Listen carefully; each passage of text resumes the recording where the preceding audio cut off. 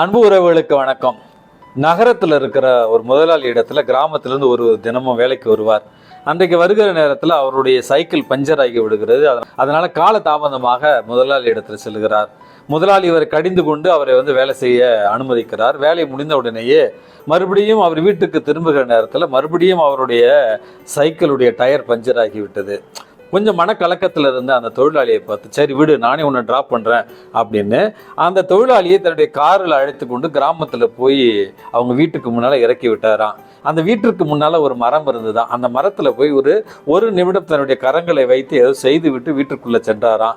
முதலாளியும் அவரை பின்தொடர்ந்தார்.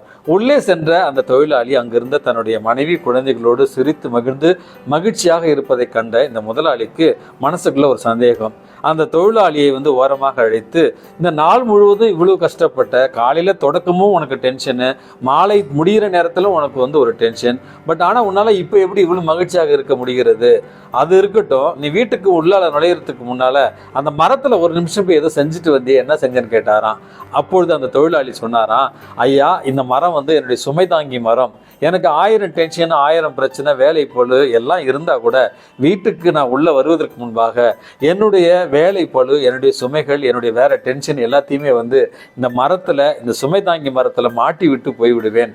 உள்ளே சென்ற உடனேயே நான் ஒரு நல்ல கணவனாக இருக்கணும், பொறுப்புள்ள தந்தையாக இருக்க வேண்டும் என்பது மட்டும்தான் என் மனசில் இருக்கும்.